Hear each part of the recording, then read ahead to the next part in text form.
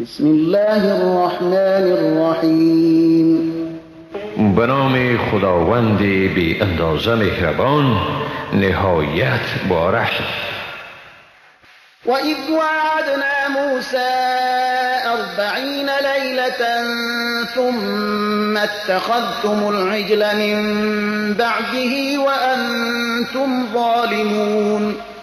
و بیاد دارید وقتی را که برای موسی 40 شب مقرر کردیم و شما در غیاب او گوساله را خدا گرفتید، در حالی که شما به این عمل خود ستمگار بودید. ثم عفونا عنكم من بعد ذلك لعلكم تشكرون. بعد از آن شما را عفو کردیم تا باشد که سپاسگزار شوید. وَإِذْ آتَيْنَا مُوسَى الْكِتَابَ وَالْفُرْقَانَ لَعَلَّكُمْ تَهْتَدُونَ.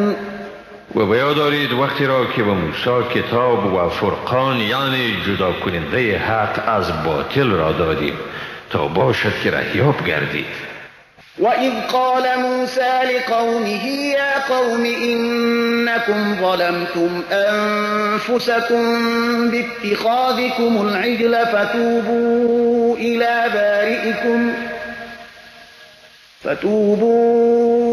إِلَى بَارِئِكُمْ فَاقْتُلُوا أَنفُسَكُمْ ذَلِكُمْ خَيْرٌ لَكُمْ عِندَ بَارِئِكُمْ فَتَابَ عَلَيْكُمْ إِنَّهُ هُوَ التَّوَّابُ الرَّحِيمُ. و بیاد دارید وقتی را که موسی به قوم خود گفت ای قوم من، به تحقیق شما به خود ستم کردید به این که گوساله را با خدایی گرفتید، پس به سوی آفریدگار خیش برگردید و پس خود را بکشید. این کار برای شما بهتر است در نزد آفریننده شما. سپس خداوند توبه شما را پذیرفت، حقا که او بسیار توبه پذیر و مهربان است. وَإِذْ قُلْتُمْ يَا مُوسَى لَن نُّؤْمِنَ لَكَ حَتَّى نَرَى اللَّهَ جَهْرَةً فَأَخَذَتْكُمُ الصَّاعِقَةُ وَأَنْتُمْ تَنظُرُونَ.